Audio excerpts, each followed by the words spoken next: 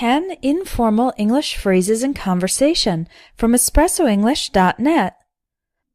For this lesson, I took some small pieces of conversations that I've heard in the past week, which have interesting informal expressions, and I'll be using them to teach you today. Let's look at the first one. Sorry I'm late, guys. I overslept. No worries. Let me bring you up to speed. You can say I overslept when you accidentally sleep later than you had intended to. For example, if you didn't hear your alarm clock. There's a different expression, sleep in, when you intentionally sleep later than usual. For example, on weekends or on holidays when you don't have to go to work or school. Now let's look at the next line in the conversation. No worries. Let me bring you up to speed. The expression no worries means no problem or it's okay. To bring someone up to speed means to give that person updates, tell them the information that they are missing so that they can have a current understanding of the situation. Another way to say this is let me fill you in. Here's another bit of conversation that I heard recently. What are you up to next week? We might go to the beach, but our plans aren't set in stone. What are you up to is an informal way to say what are you doing. You can use it to ask about someone's current activities or about their future plans, as in this example. What are you up to next week?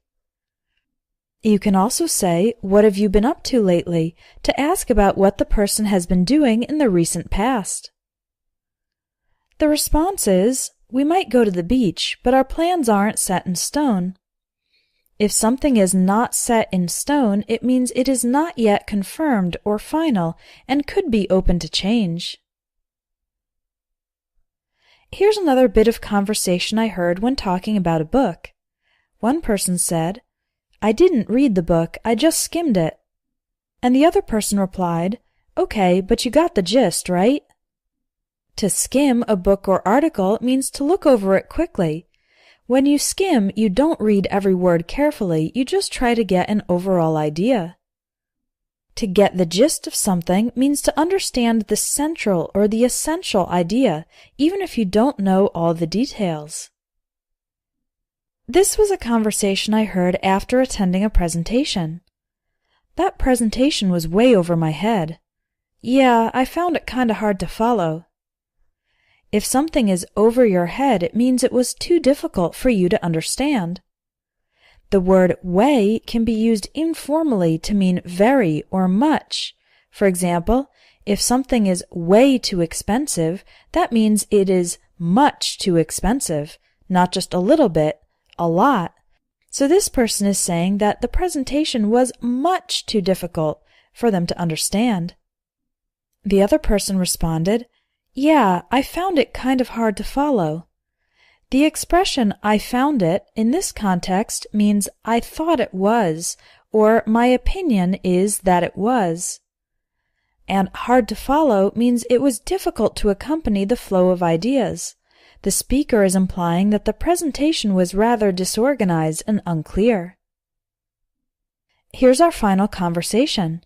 It's two people who are talking about a new employee. The third time he screwed up, I almost lost it. You've got to cut him some slack. He's still new. The phrasal verb screw up means to make a mistake or do something incorrectly. Another way to say this is mess up. The expression I almost lost it means I almost lost my temper, meaning to get very angry, visibly angry. The other person said, you've got to cut him some slack. This means you need to give him some extra freedom or extra patience or treat him less severely than normal because this employee is still new. Learning English from conversations is a great way to improve your speaking.